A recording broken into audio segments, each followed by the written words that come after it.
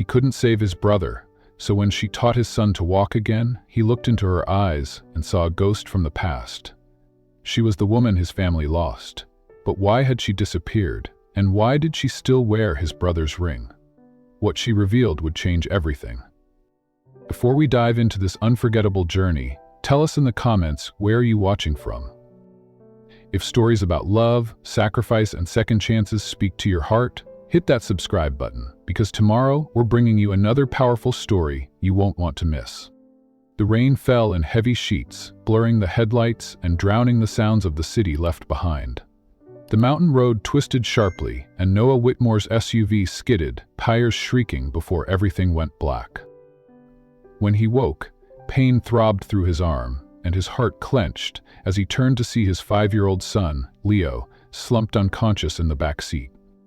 The boy was alive, thank God, but his little legs didn't move. The next day, in a rural town far from Manhattan's cold skyline, Noah stood outside a modest log cabin, staring at the woman who had rescued them. Camila Rivera, in worn jeans and mud-covered boots, had seen the wreck from her farmhouse porch and acted faster than any ambulance could have. Her hands were rough from working the land, but her eyes were soft, warm brown, and full of quiet strength. "You can stay here until the SUV's fixed," she said, opening the creaky door to the cabin beside her barn.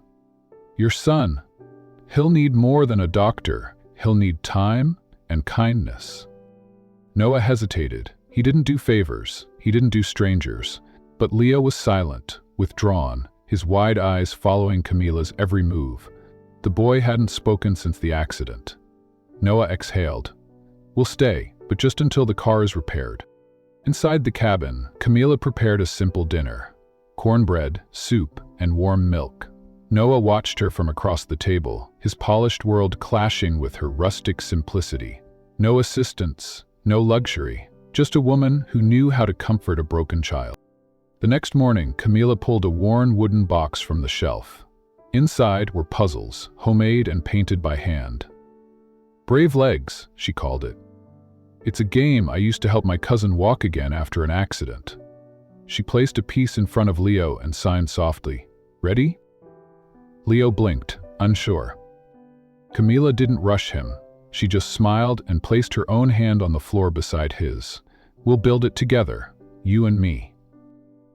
Noah stood at the doorway, arms folded. The way she moved, the gentleness in her tone, the steadiness in her hands, it was as if she wasn't just helping his son. She was reaching into a space he hadn't known was empty. But he kept his distance. She didn't know who he was. Didn't seem to care. Maybe that's why he couldn't stop watching her. That night, thunder rolled outside. Leo tossed and whimpered in the tiny bed beside Camila's fireplace. She sat beside him and began humming, soft, low, and ancient. A Spanish lullaby, one her mother used to sing. Leo reached out in the dark and pulled her hand into his. "You sound like Mommy did," he whispered, voice fragile. Camila's heart tightened, but she said nothing. She simply held him until his breathing slowed. Noah stood in the doorway, unseen. His hand gripped the doorframe. In the dim flicker of firelight, he saw something he hadn't felt in years. The next morning, golden sunlight streamed through the windows, warming the worn wood floors of the cabin. Camila was already up, kneeling beside Leo as he attempted the second level of her Brave Legs puzzle. It required him to reach, stretch, balance, without realizing he was doing physical therapy. Noah stood near the door, still in his designer coat, though it looked ridiculous here among the rustic walls and faint smell of cinnamon. He watched as Leo, for the first time in days, cracked a smile. Camila clapped gently. "You did it!" Leo lit up. "Again?" he asked, his voice still weak but eager. Noah's breath caught. It was the first time he'd heard his son ask for anything since the accident. Camila looked up at Noah and smiled. Not a smug smile, but something quiet. Kids don't always need miracles, just someone who believes in their pace. Noah nodded stiffly. He wasn't used to being the one who didn't have answers. He was a man of solutions, deals, boardrooms. But here, he was powerless, and he hated it. Later that afternoon, Camila returned from her herb garden with a pouch of arnica and eucalyptus. "For your shoulder," she said, offering him a balm she'd mixed herself. Noah took it silently, eyeing the wrap and the clean cotton she'd bundled with it. "You could have been a nurse," he said. Camila tilted her head. "I was, once, until the hospital cut rural funding. That's when I came back here to take care of my father's land after he passed." There was pain under her words, but also pride. She didn't carry tragedy like a wound, she wore it like weathered armor. That night, Leo fell asleep curled beside Camila again. Noah sat by the window, his laptop untouched. He was supposed to be in Zurich next week. A billion-dollar merger was waiting, but none of that felt urgent now. Not with his son sleeping peacefully for the first time since the crash. His eyes wandered toward the kitchen, where Camila sat journaling under the soft lamp glow. She bit her lip thoughtfully as she wrote, humming the same lullaby from the night before. Noah didn't understand the words, but he understood the feeling. The following days blurred into a quiet rhythm. Mornings with puzzles, afternoons with herbal soaks and gentle exercises, nights with lullabies. Leo grew stronger, both physically and emotionally. Noah, however, found himself more unsettled with each passing hour. Not because of the cabin, or the simplicity, but because he didn't want to leave. Camila never asked questions about his life in the city. She didn't pry when he flinched at sudden sounds or stared too long at Leo's legs. She just offered space and stillness, the kind that echoed louder than any boardroom silence. Then one evening, as Camila stood folding laundry by the fireplace, Leo approached Noah on his own, dragging his legs slowly but determined. "Daddy?" Noah knelt instantly. "Yeah, buddy?" "I want to stay with her." Noah glanced at Camila, whose hands had frozen mid-fold. She didn't turn around. She didn't need to. She had heard it too. Something shifted deep inside him, something terrifying. He was falling, but not from wealth or power. This fall was quieter, more dangerous.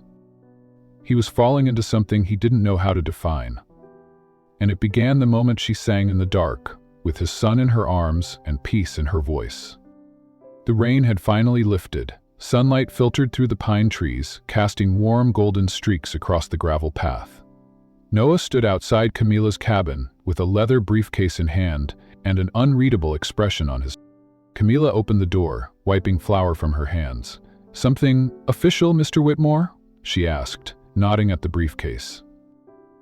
Noah stepped inside and laid it gently on the table. "It's a caregiver contract," he said, "for Leo." Her smile dimmed. "A contract?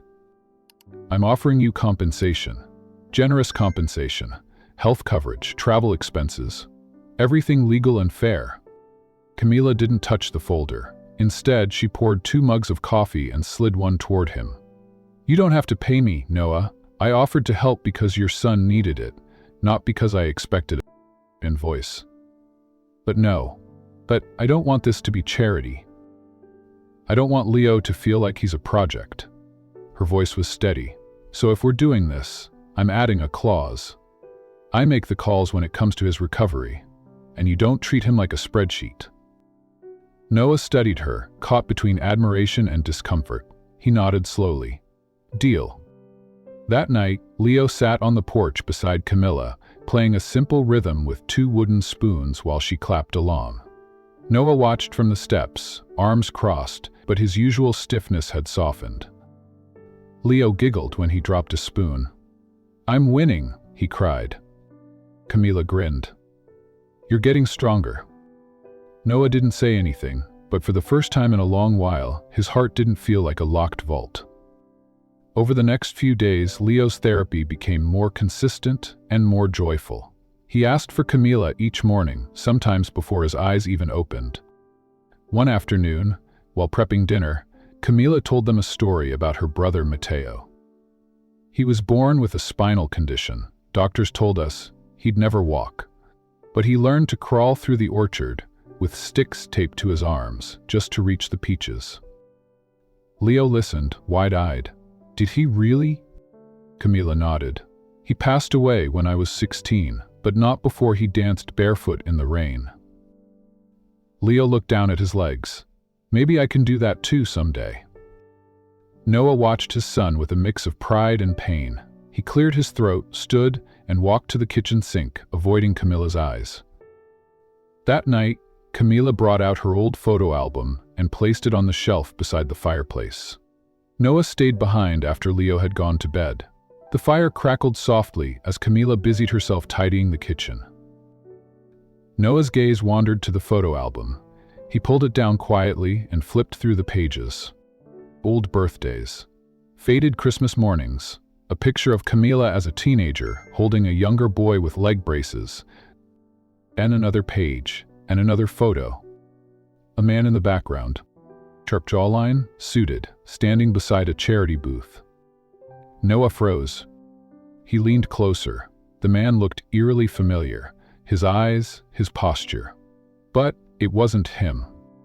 Still, something about it made his chest tighten. Camila walked over, drying her hands on a dish towel. That was the day Mateo's foundation was funded. He got to speak at City Hall. That man in the photo, he was some finance sponsor. Never caught his name. Noah stared a moment longer, then closed the album and placed it back. "Thank you for today," he said, his voice quieter than usual. Camila tilted her head. "For what?" "Reminding me that Leo isn't broken, just rebuilding." Their eyes met, and the silence between them thickened, not uncomfortable, but charged, like a bridge halfway built.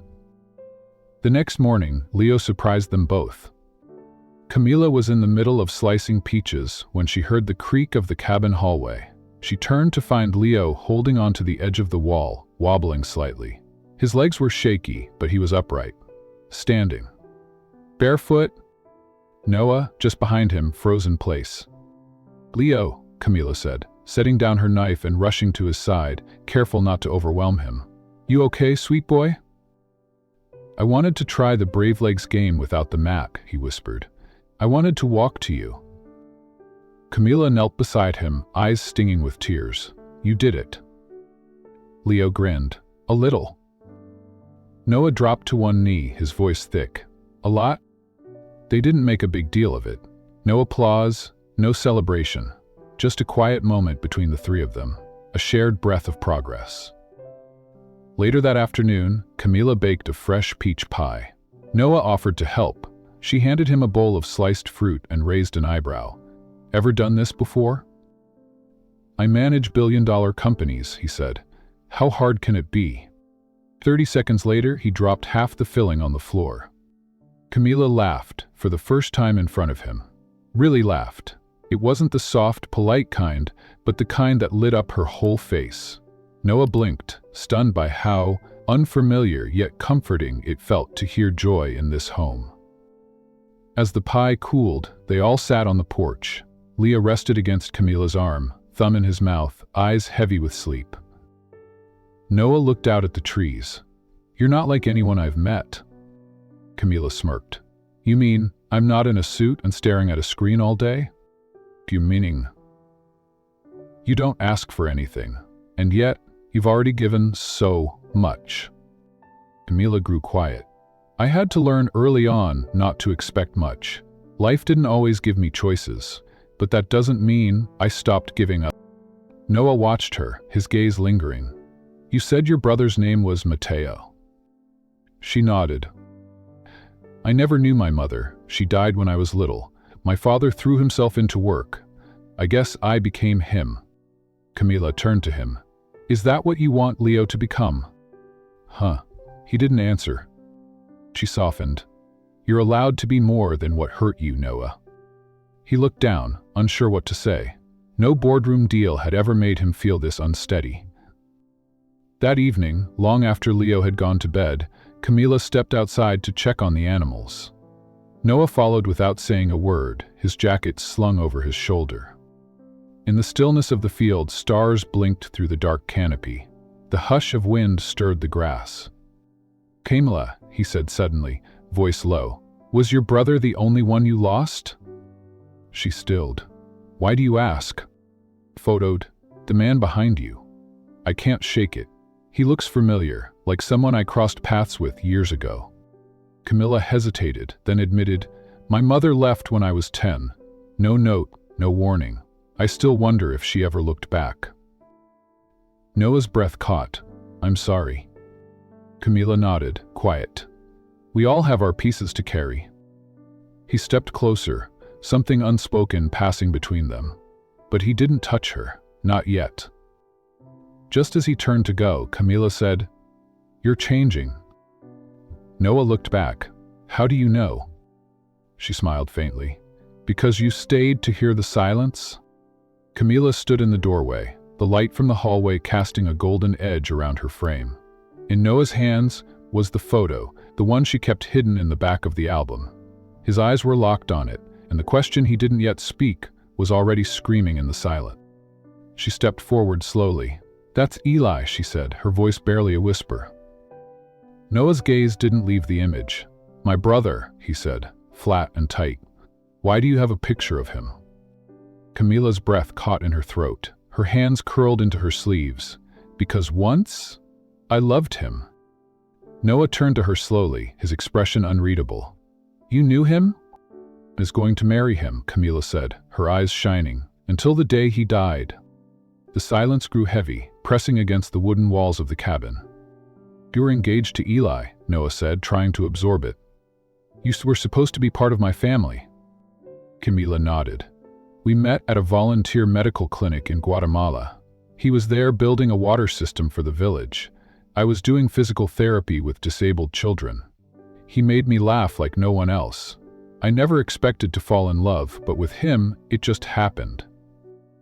Noah sat down slowly, his hand gripping the photo. But he never said a word, not to me, not to anyone. Because we were going to surprise your parents. We wanted to tell them together when we came back. But her voice cracked. He never made it back. Noah stared at her like he was trying to reconcile two lives, one he knew and one he didn't. Why didn't you come to the funeral or reach out to us? I couldn't, she said, voice breaking. I was pregnant, Noah. His head snapped up. I found out just after Eli died. And then, 3 months later, I lost the baby. I lost everything. She looked away, blinking hard. I packed up everything, disappeared from the world we shared. I couldn't face the Whitmore name. I couldn't face you. I needed to start over. Noah sat back, stunned. So when you saw me after the crash, all this time, you knew. Oh, she said quickly. Not at first. You looked so different, so angry.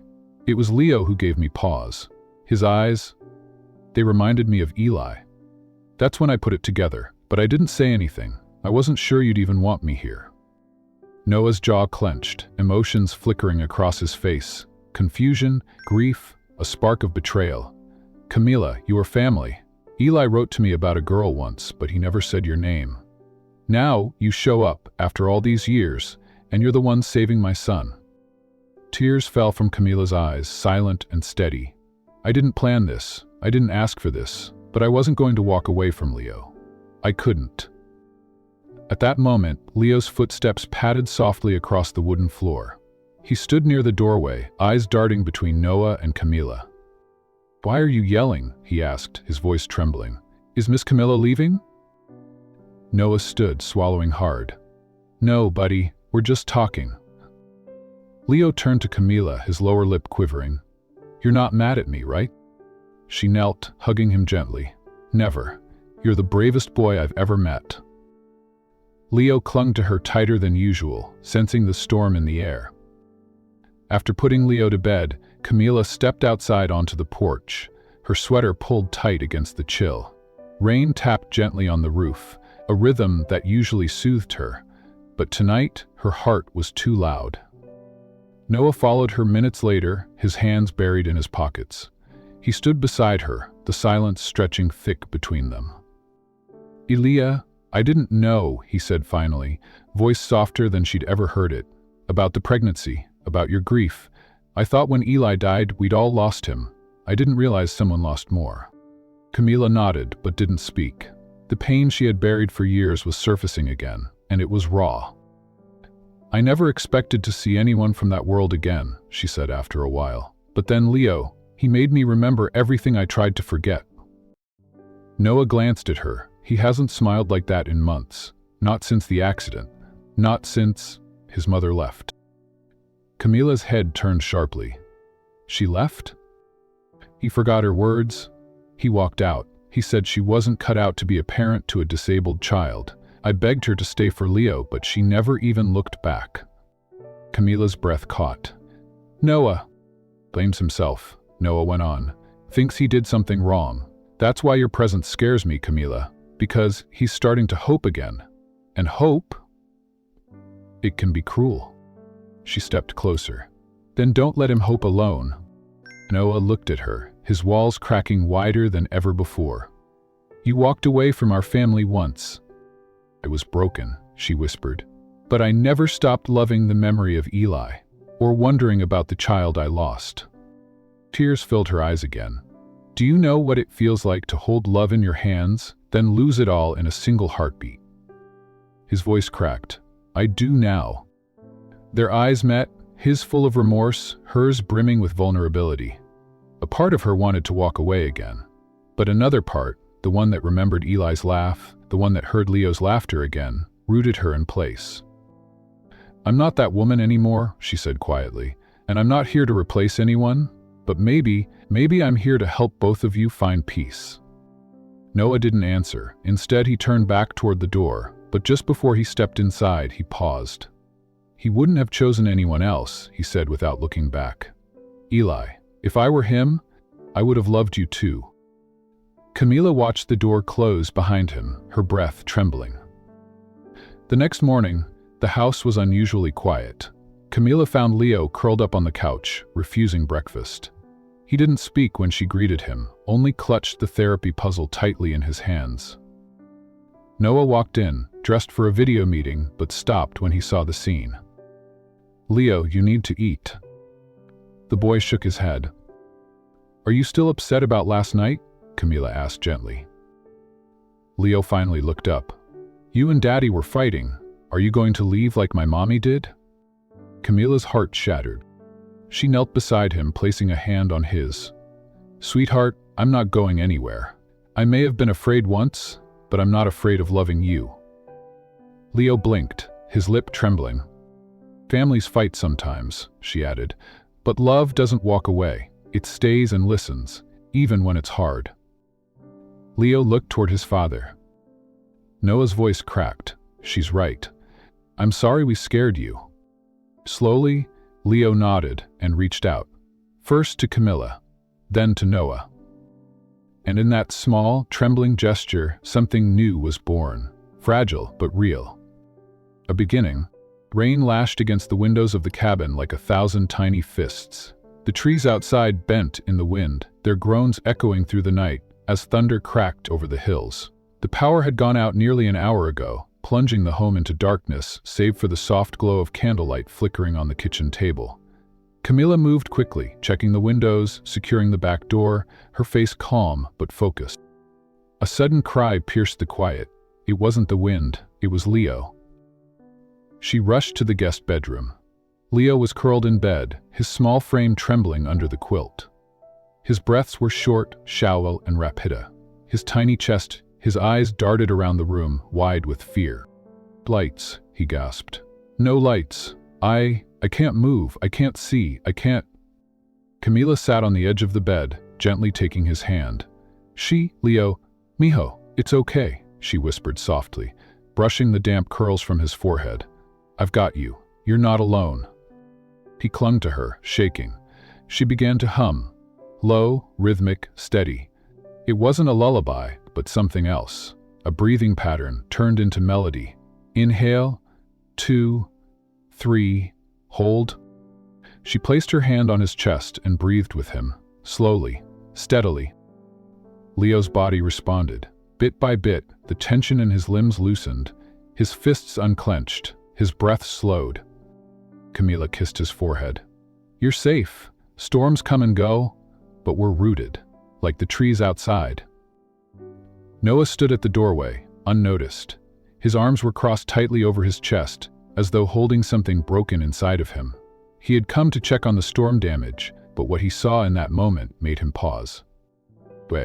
Camila soothed Leo, without panic, without a script, just intuition and an ache that knew how to cradle another's. She didn't just comfort, she translated fear into safety. Noah turned away, quietly, retreating to the living room. He stood by the fireplace where they had stacked wood earlier that week, but made no move to light it. He stared into the dark for a while, before something on the corner table caught his eye. A small, wooden sewing box. He hadn't meant to pry, he told himself that. But something in him, curiosity, confusion, longing, guided his hand. Inside the box, tucked beneath a folded apron and a few old buttons, lay an envelope.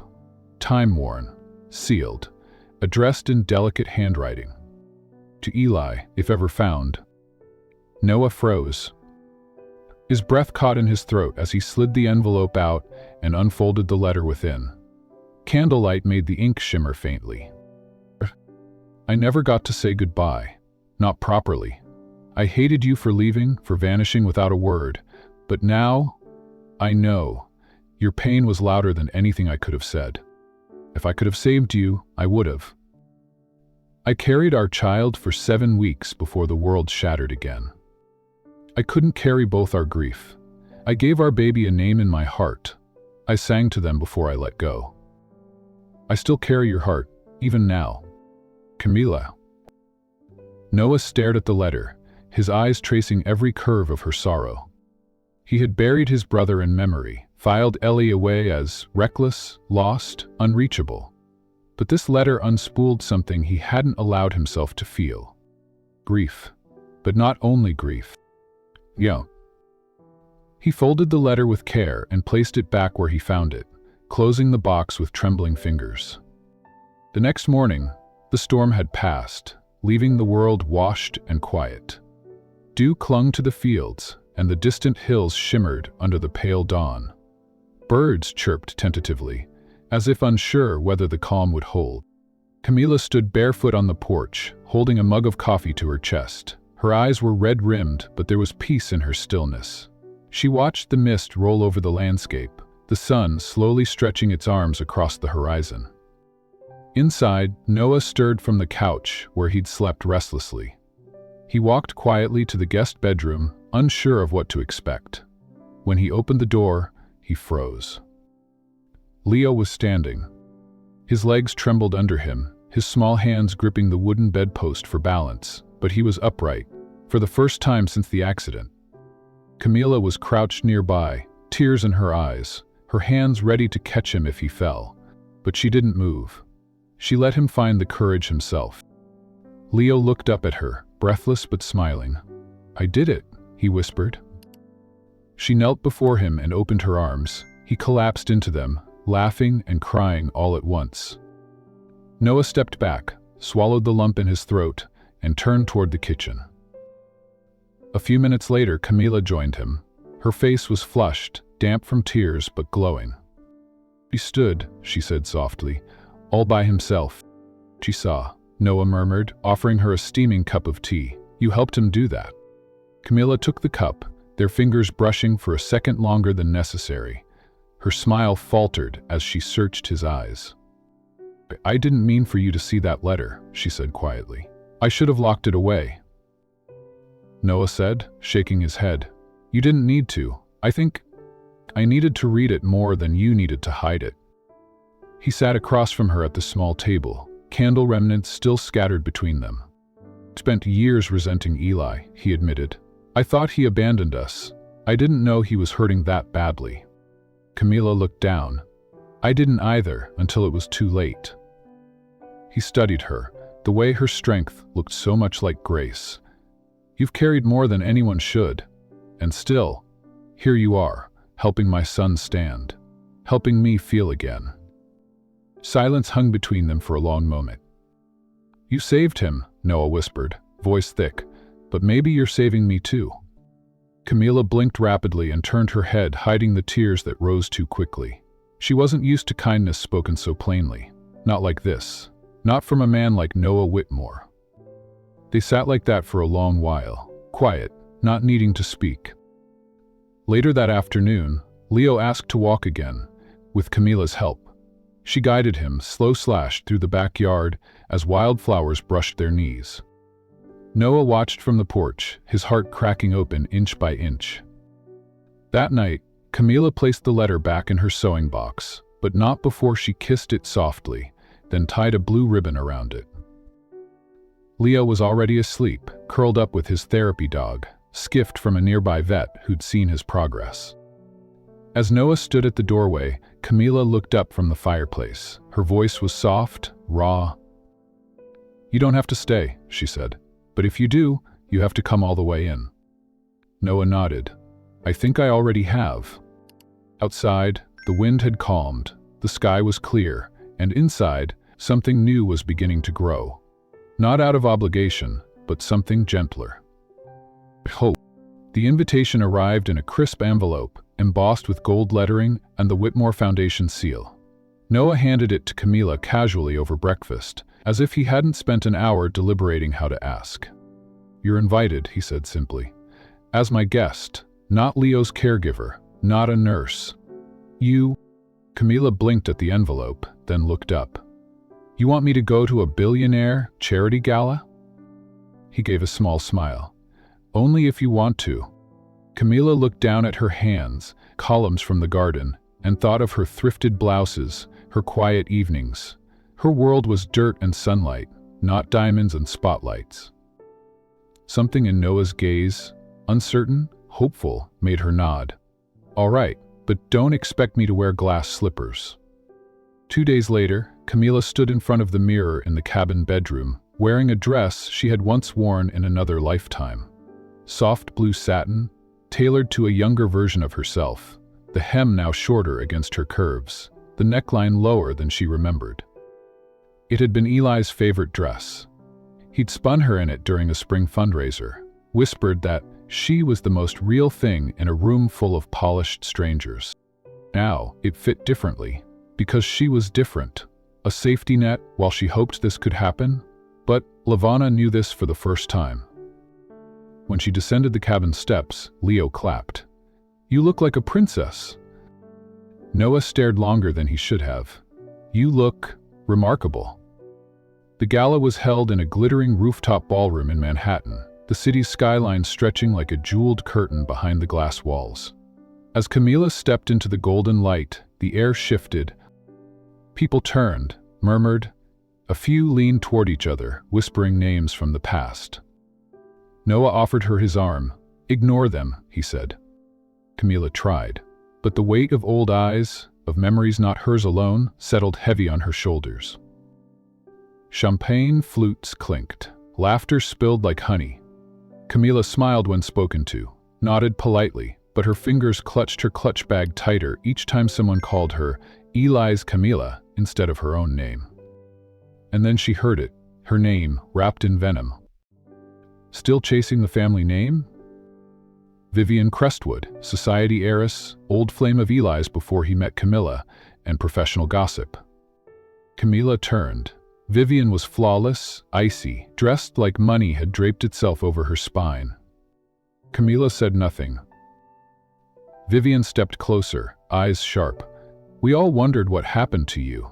Thought maybe you'd found someone new to play the grieving widow for, but I see now you've upgraded." She nodded toward Noah, smirking.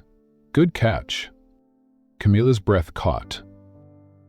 Without a word, she turned and walked away, heels tapping too fast against marble until she pushed through the doors leading to the rooftop terrace.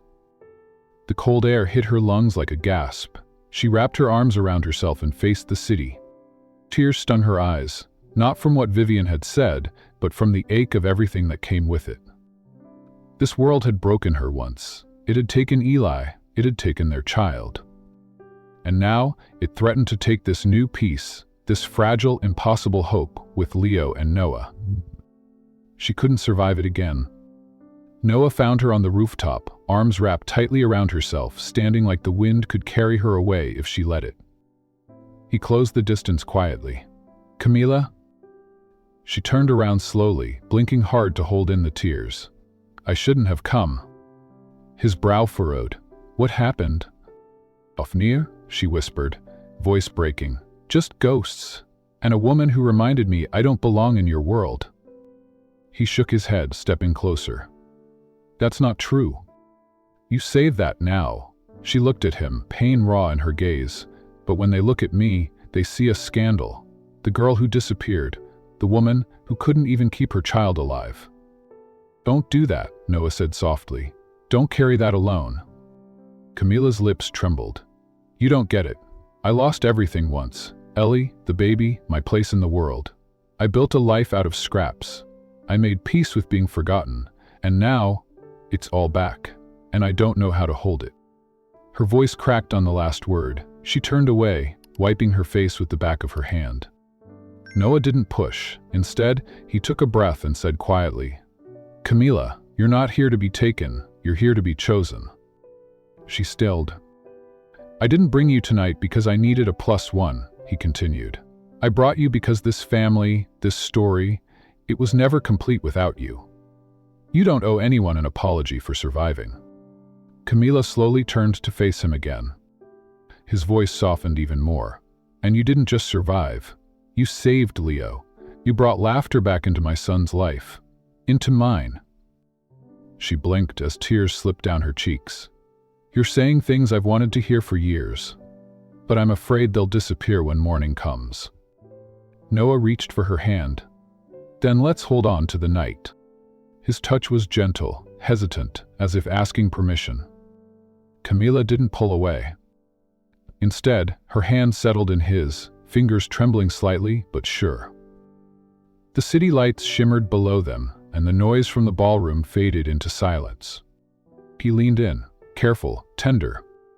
His lips brushed hers in a kiss that wasn't rushed or desperate, but full of unspoken promises. When they parted, she rested her forehead against his. A long, fragile pause passed between them.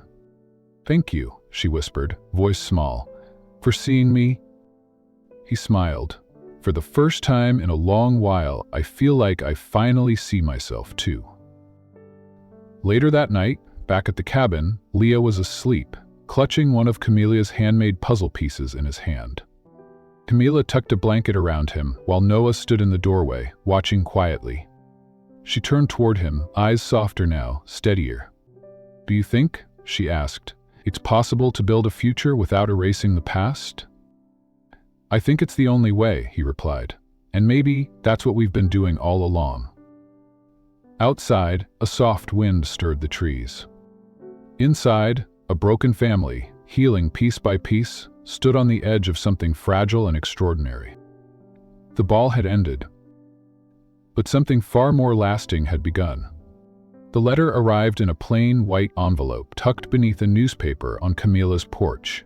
It looked unassuming, no seal, no urgency stamp, yet as her fingers grazed over the return address, her pulse stumbled. It was from the state adoption office, her old application, the one she had submitted years ago, back when her heart still believed it could become a mother in a different way. She hesitated, then opened it. Reopened file. Pending availability. Status. Active. Camila sat down on the porch step, the wood warm beneath her, the sky painted in early golds and purples. Her eyes scanned the rest of the letter, but her mind stayed frozen on one line. Active. Her file had never been destroyed, never lost. Somehow, someone had revived it. Perhaps it was the universe offering her the choice she'd thought had vanished. Later that evening, she stood in the kitchen, stirring a pot of lentils, when Noah entered. The mood was unusually quiet. Leah had fallen asleep early after therapy, and the farmhouse was unusually still. She didn't wait for him to say, "Better today," she said. Noah looked up from drying his hands. "From whom?" "Adoption agency. My file was reopened." He blinked. "I didn't know you applied." Best of eyes, a cheer. "Years ago, after Eli and after I lost the baby." Her voice didn't break, but her fingers clenched around the wooden spoon. "I thought, maybe, someday, I could still give a child a home." Noah leaned against the counter, eyes searching her face. "And now?" Camila met his gaze. "Now, I don't know. But they said the process is moving again. If I wanted to, I could be matched soon."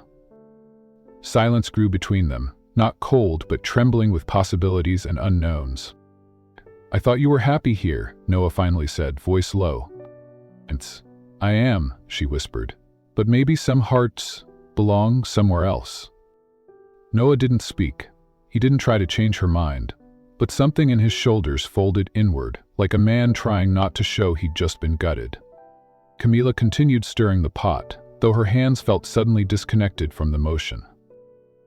After a moment, Noah said quietly, "Leah wasn't just recovering here, Camila." She stilled. "What do you mean?" Gently. "He wasn't just regaining strength in his legs.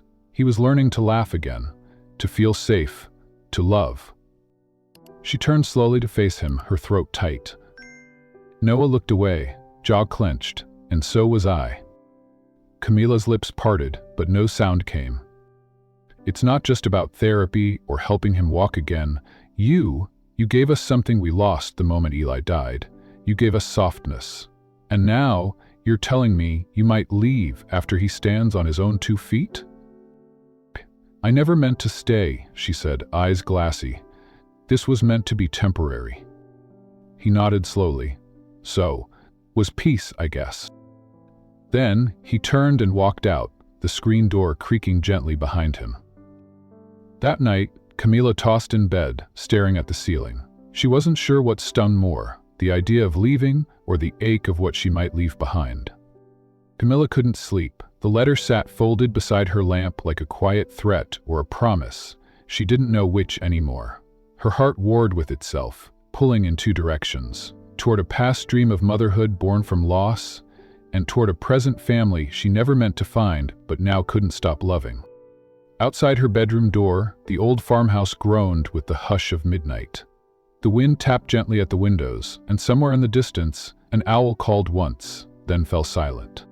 She thought of Leo, of the way he had clung to her hand the first time he managed to press his toes against the cabin floor, of his laughter echoing across the fields when they raced with the goats, of his wide eyes the night of the storm, and the way he had nestled into her arms as if they had always been meant for him. A light shuffle on the floor interrupted her thoughts. She sat up. A shadow appeared beneath the crack of the door, small, quiet, then retreating. She slipped out of bed and opened it. No one was there. But on the floor lay a drawing. She picked it up carefully. The paper was wrinkled at the edges, colored with short, uneven crayon strokes. There were 3 stick figures, one with curly yellow hair and a red tie, one with curly yellow hair in a wheelchair, and the third, a woman in a green dress holding both their hands. Her breath hitched. Across the top, in shaky but determined handwriting, were the words, "Us." Camila pressed the drawing to her chest, eyes filling. She turned back to her room, sat on the bed, and traced the childlike lines over and over. Leo had heard everything, and in his own quiet way he had spoken. That morning, breakfast was slow and silent until Camila came down the stairs. Her eyes were puffy, but she smiled. Leo looked up from his cereal, unsure. Camila walked straight to him and knelt beside his chair. "You okay?" she asked gently. Leo nodded, but his lip trembled. Camila pulled the drawing from her apron and laid it in front of him. "This," she whispered, "is the most beautiful thing I've ever been given." Leo's eyes brightened. "It's us," he said softly. "No," she nodded, hugging him gently. "And I don't want to be anywhere else." From across the room, Noah stood frozen, coffee mug halfway to his lips. Camila looked up at him. "I'm not running," she said. "Not this time." He put the mug down. "Camila," she shook her head gently. "I thought my heart belonged somewhere else. I was wrong. It belongs here. With him. With you." Noah didn't say anything. He simply walked to her, knelt beside them both, and wrapped his arms around them. "Thought I had to fix everything myself," he murmured. "That if I kept moving, kept controlling, I wouldn't feel the cracks. But you saw through all of that." Camila leaned into him. "Some cracks just let the light in." They stayed there for a long moment, arms tangled, hearts open. Later, Camila tucked the drawing into a new frame and placed it on the mantel, right beside the old photograph of Eli that Noah had brought from the city. As the sun spilled through the windows, Leo rolled toward the porch in his chair, calling over his shoulder, "Come on, we've got goats to chase." Camila laughed, grabbed Noah's hand, and followed. The test had come, and so had the truth. She was no longer someone trying to find where she belonged. She was already home. Camila woke to the scent of wild lavender and the soft hum of birdsong. The rain had passed, leaving the morning light glazed in gold.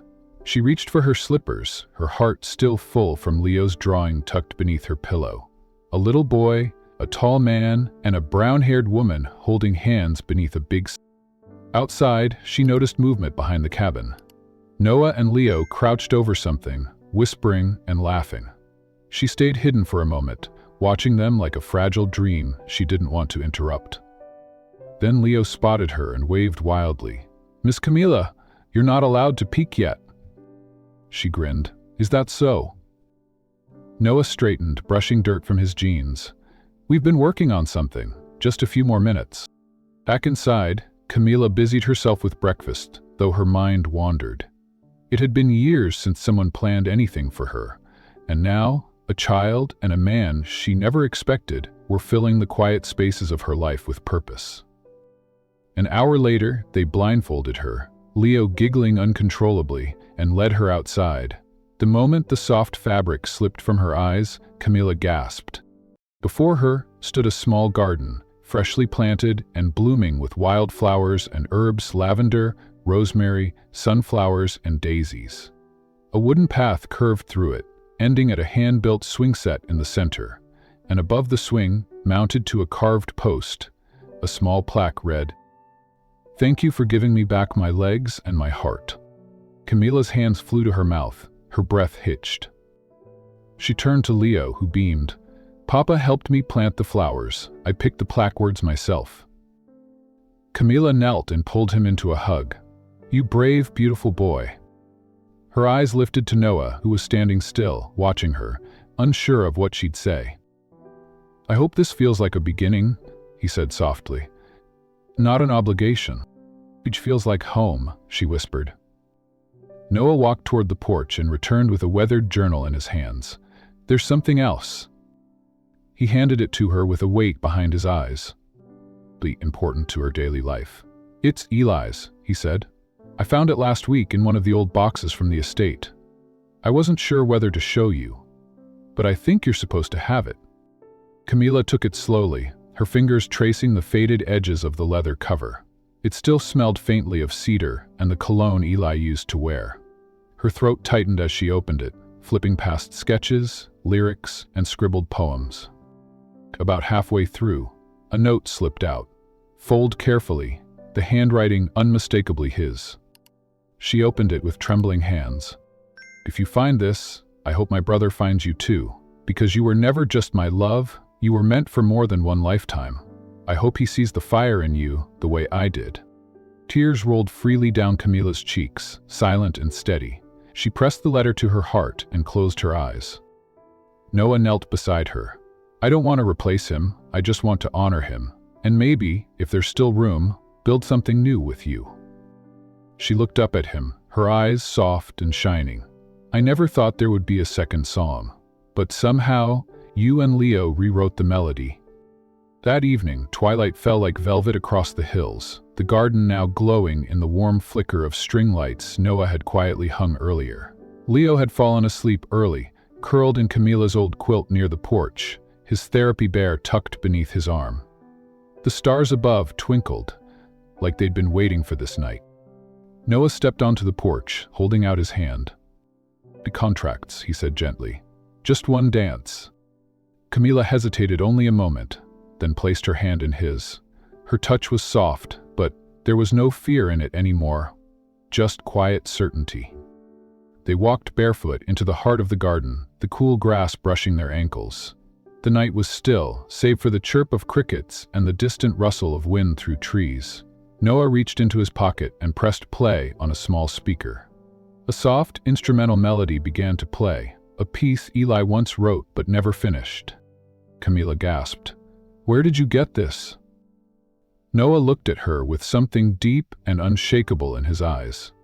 He left it on an old flash drive in the cabin piano. I added the missing bars.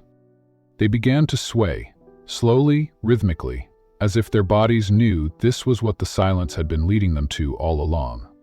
Her head rested on his shoulder, and his hand found the small of her back, not possessive. Camila breathed in the scent of wood smoke and wild mint.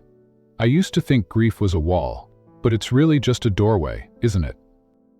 Noah nodded against her hair, a painful one, but sometimes, on the other side, is this. They danced until the song ended. Neither moved. She looked up at him. I want to stay, but only if it's not out of pity or past. It's neither, he whispered. It's hope and choice. Camila blinked against the tears forming. Then I choose this. I choose us. He smiled, really smiled, for the first time in years. Then let's make it real. Not rushed, not forced, just real. In the distance, a soft owl called, as if echoing their vow. Noah led her to the swing, and they sat together beneath the plaque. She reached for his hand and laced their fingers. I was lost for a long time, she said. I thought helping others would be enough, but I didn't know that I needed saving too. You saved yourself, he said. We just witnessed it. She leaned into him. Leo too. He thinks you hung the moon. People hung the stars. They laughed quietly, holding that moment like a secret. The kind of secret that didn't hide pain, but honored it. In her lap, she opened Eli's journal again, flipping to a page filled with scribbles, arrows, and one line in bold, clear letters. If love survives loss, it becomes legacy. Camila tilted the book toward Noah. Let's give Leo that legacy. He nodded, and maybe give ourselves one too. Behind them, the wind picked up, carrying the scent of lavender through the air. The lights above twinkled softly. The garden, once empty and overgrown, now pulsed with color and new beginnings. They didn't need promises. They didn't need to label what was blooming. They just needed this. The garden, the gift, and the choice to keep dancing long after the music stopped. 2 years later, the sun warmed the hills of the countryside as laughter echoed across the field behind the renovated barn. The small cabin where it all began was still there, but beside it now stood something more, a healing center built from salvaged stone, polished glass, and a lot of heart.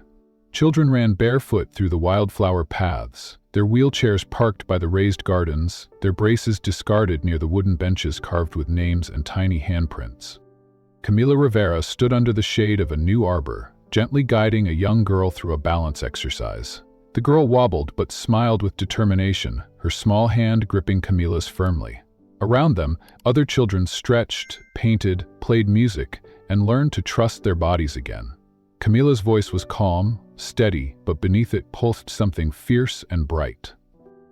The center bore no sterile plaques or cold institution walls. It was warm, breathing, alive. Funded quietly but completely by the Whitmore Foundation, the place had become a sanctuary for children recovering from trauma, physical, emotional, or both. And at its heart was... She never chased titles, she didn't need a crown or a check. But this center, this was purpose. She called it Casa de Reyes, the House of Roots. Every day Noah came, not to manage, but to help. Sometimes he'd haul fresh supplies in his pickup truck, wearing jeans and dirt under his nails. Sometimes he brought books for the kids or homemade cookies from Leo. And sometimes he just sat in the garden, reading quietly while watching her work. They hadn't married, not yet. They hadn't rushed to define what already felt complete. But Noah had stayed, steady, gentle, not demanding space in her life, just making sure there was always room for him if she wanted it. Camila hadn't asked him to move in, and he hadn't asked her to leave. Instead, they lived just 2 towns apart, close enough for connection, far enough for freedom. She cherished that balance more than she could explain. He understood without needing the words. Leo, now 8, was thriving. His steps were still cautious sometimes, but his spirit ran free. He had a way of lighting up a room just by entering it, and the center's younger kids followed him like ducklings. His bond with Camila had only deepened.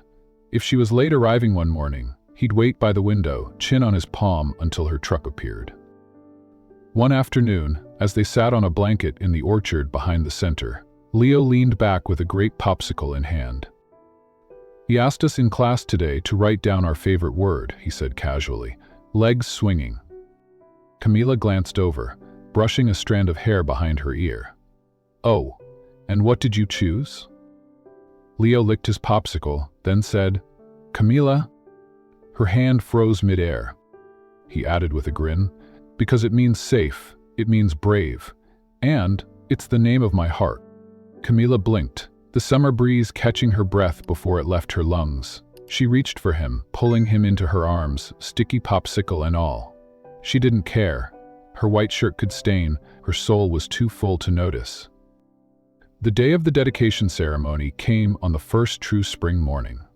Blue skies, daffodils blooming, and bees humming lazily through the air.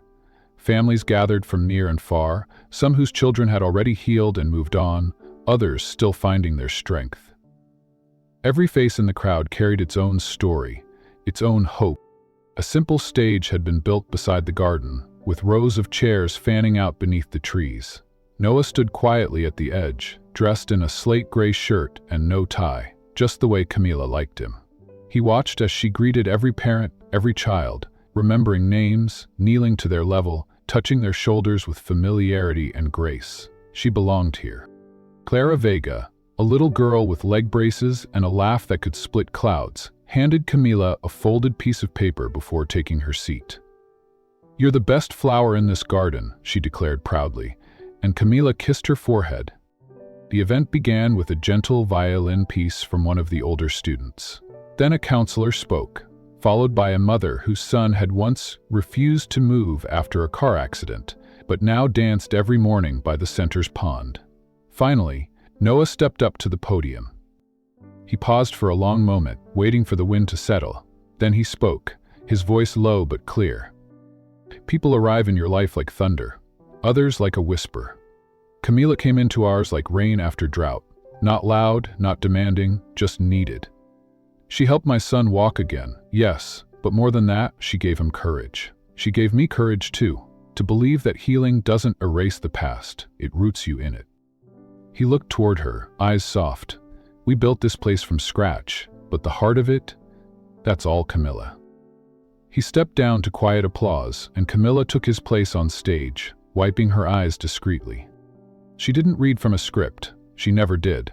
Instead, she held the hands of two children standing beside her and said, "This garden was never meant to be perfect. Just like healing, it grows in its own messy, beautiful way.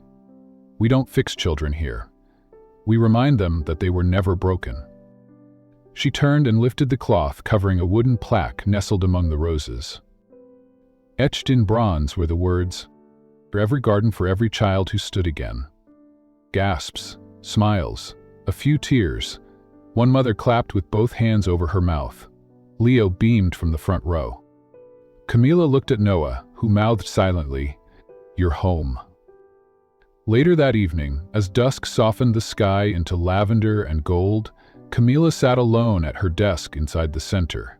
Papers and files were stacked neatly, a worn tea mug resting beside them. She took out a pen and the last of the forms from the county office, paperwork that had waited patiently for her decision. She glanced at the empty line where her name belonged. She didn't hesitate. With a steady hand, she signed, Camila Rivera Whitmore. Noah's last name wasn't a prize or a promise. It was a root, one she chose to plant, not to claim her worth, but to honor the life they'd built. A name not to belong to someone else, but to belong, finally, to herself. Outside, Leo was swinging gently beneath the stars, calling her name in bursts of joy. And inside, Camila smiled, because this time, her story wasn't about leaving. It was about staying, and growing, and being known.